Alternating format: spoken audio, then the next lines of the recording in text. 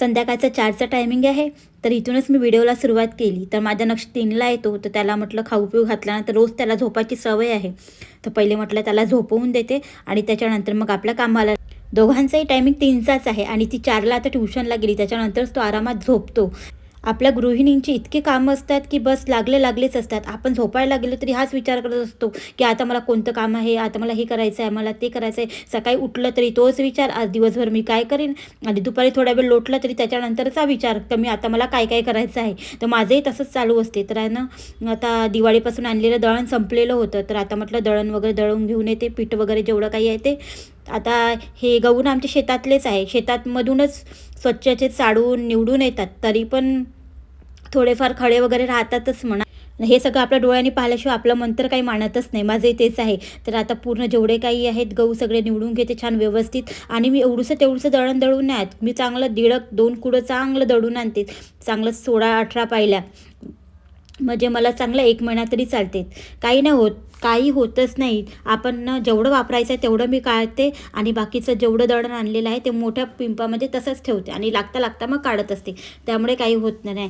तर आपलं आता दळण वगैरे दळायला पाठवून दिलं. आता प्रत्येक गृहिणीचा मग काही एक काम नाही राहत, 1760 कामं असतात.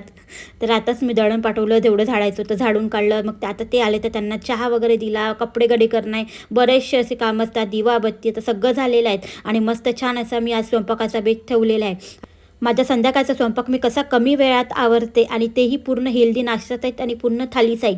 तर तेच मी तुम्हाला आजच्या व्हिडिओतून शेअर करणार आहे. चला मग व्हिडिओ कंटिन्यू करा आणि हो, नवीन असाल तर चॅनलला नक्की सबस्क्राईब करा. मी श्वेता परत एकदा तुम्हा सगळ्यांचं मनापासून स्वागत करते माझ्या एका नवीन व्हिडिओमध्ये.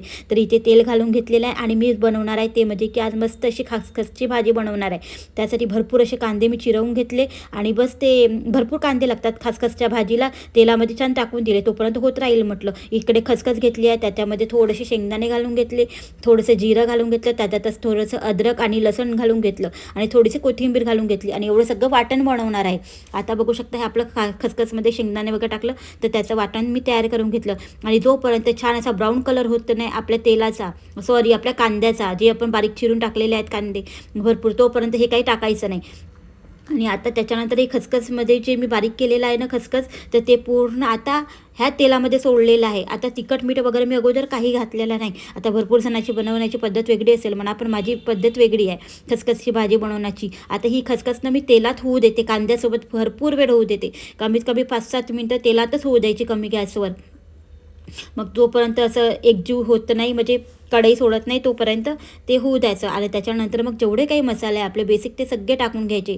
हळद, तिखट, मीठ, काळा मसाला, धने मसाला, जे काही आहे ते गरम मसाला, सगळं आपल्या याच्यात असतेच म्हणा तिखट मिठाच्या डब्यामध्ये. तर ते सगळं टाकून घेतलेलं आहे. त्याच्यानंतर मग थोडंसं पाणी टाकणार आहे, कारण की आपण जे तिखट मीठ टाकलं आहे ते करपू नये म्हणून. थोडंसंच घातलं आणि थोडं कमी गॅसवर होऊ देणार आहे. त्याच्यानंतर मग रसा वगैरे लागेल तर थोड्या वेळाने करते. तर इकडे भाजी करायला ठेवली, तर इकडे मी गंज ठेवलेला आहे. तर बनवणार आहे मस्त अशी कढी. आणि कढी आमच्या घरी सगळ्यात जास्त फेवरेट आहे. माझ्या नव्याची तर काही विचारूच नका. कढी ही कधीच माझ्याकडे वाया जात नाही. 2-3 दिवस आवडीने खातात. तर चला मग आज मस्त कढी ही दह्याची बनवणार आहे. तसं तर आमच्याकडे ताकच विकायला येते म्हणा. इकडच्या साईडनी लोणी जास्त काढतात. तर आणि दही वगैरे आणायचं असलं तर मग आपल्याला डेअरीतून वगैरे विकत आणावं लागते. तर यांनी दही आणून दिलेलं होतं. आणि एकदम सिंपल कढी बनवते मी. तेल टाकलेलं आहे, तेलामध्ये जिरं मोहरी मिरच्या घातलेल्या आहे, थोडंसं कढीपत्ता घातलेला आहे, थोडंसं हिंग घातलं आणि त्याच्यानंतर दह्यामध्ये जे मी बेसन टाकलेलं होतं त्याची फोडणी घालून घेतलेली आहे. आणि बस चवीनुसार मीठ घालून आपलं कढी मग कमी गॅसवर छान अशी शिजवायची आहे, जोपर्यंत छान अशी शिजत नाही, कारण की बेसनही शिजल्या गेलेलं पाहिजे. त्याच्यानंतर भाजी झाली पटकन मग मी कुकर लावून दिलेला आहे लगेचच. आणि कुकर लावल्यानंतर बघू शकता नव्याला मी एक काम दिलं होतं. आताच कढीपत्ता आणलेला होता, तर तिला म्हटलं की बेटा तू कढीपत्त्याची एक डेंटल तू वेगळी कर, असं मी तिला सांगितलं. तशी ती टीव्हीच पाहत होती. तेवढ्या वेळात तिचं तर हे काम झालंच असतं. आता ट्युशनवरून आल्या की लगेच ती अभ्यास करत नाही, थोड्या वेळ ती टाईमपास वगैरे करते, त्याच्यानंतर करते. तर असे काम आपण कसे मुलांना म्हणा की सगळ्यांना वाटून दिले ना, तर प्रत्येक गृहिणीचं कामसुद्धा हलकं होईल. तर नक्षलासुद्धा मी कधी कधी भाजीपाला एकत्र आणला राहिला तर त्याच्यामध्ये भेंड्या असतात, शेंगा असतात, सगळं असतं ना, मग बटाटे असतात. तर मी पण त्याला तेच काम देऊन देते की बेटा बटाटे वेगळे काढ, शेंगा वेगळ्या काढ. मग सगळं त्याला देऊन देते. भेंडी वेगळी काढ, तर तो काढतोही.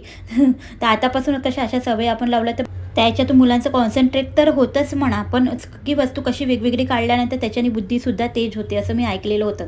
तर लागल्या हात मी पटकन पोळ्या पण टाकून घेतल्या. तिथली खसखसची भाजी पण आपली तयार आहे, फक्त कोथिंबीर घालायची होती. माझी तर फेवरेट भाजी आहे सगळ्यात भाज्यांमधून ही. माझीच नाही तर माझ्या माहेरीसुद्धा ही भाजी खूप आवडते. ते लोक उपवासाच्या दिवशी हीच भाजी करतात. तर इकडे भाजी खसखसची भाजी तयार आहे, कढी आहे.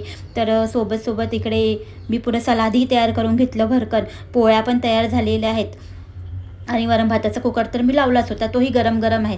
पण जेवायला मात्र कोणीही तयार नव्हतं. स्कूलमधून येताना यांनी भाजीचं आणलेलं होतं. आता तिकडे गावखेड्यामध्ये ना मस्त असं फ्रेश भाजीचं मिळतं, एकदम ताजं आणि स्वस्त पण मिळतात म्हणा. आणि जर बाजार वगैरे असेल तर येताना ते तिकडूनच भाजीचं घेऊन येतात. तर बघू शकता इथे भरपूर प्रकारच्या अशा भाज्या आणलेल्या आहेत. आणि सगळेजण स्कूलमध्ये जातात. नक्ष जातो, नव्या जाते, मग हे पण जातात. तर सकाळी मोकळ्याच भाज्या लागतात आणि मोकळ्या भाज्या म्हटलं की त्याची सोय तर लावूनच ठेवावी लागते. तर आता बघू शकता सगळं प्रकारचं भाजीचं यांना आणलेलं आहे. तर आता हाता लागला म्हटलं सगळं व्यवस्थित करूनच घेते. आणि जे तोडायचं आहे मला उद्यासाठी ते तोडून पण घेते, उद्याची भाजीची तयारी पण करून घेते. कारण की जेवायला कोणी तयारच नव्हतं. मुलं पण 4 वाजता येतात, जसे 3 वाजता येतात तर 3:30-4 वाजतातच त्यांना जेवायला. तर मग रात्री पण थोडं थांब म्हणत होते ते, नाही तर आम्ही तसंही लवकरच जेवतो म्हणा. पण नव्या आता अभ्यास करायला बसली आहे एका साईडला. तिच्याच हातात मोबाईल आहे आणि टी व्हीसुद्धा आता थोडा बंद केलेला आहे. तिचा अभ्यास चालू असताना टी व्ही वगैरे आमचा काही चालू वगैरे राहत नाही. तर हे ना बटाटे आणि कांदे वगैरे ठेवायचं आहे म्हणा. तर याला पण 15 दिवसातून काम स्वच्छ करत राहावं लागते. म्हणजे पेपर वगैरे धूळ बसतेच आणि आपण जे काही ठेवतो त्याचं बारीक बारीक हे पण राहतात कणं वगैरे. आता म्हटलं ते पण होते त्याच्यात भरपूर म्हणा.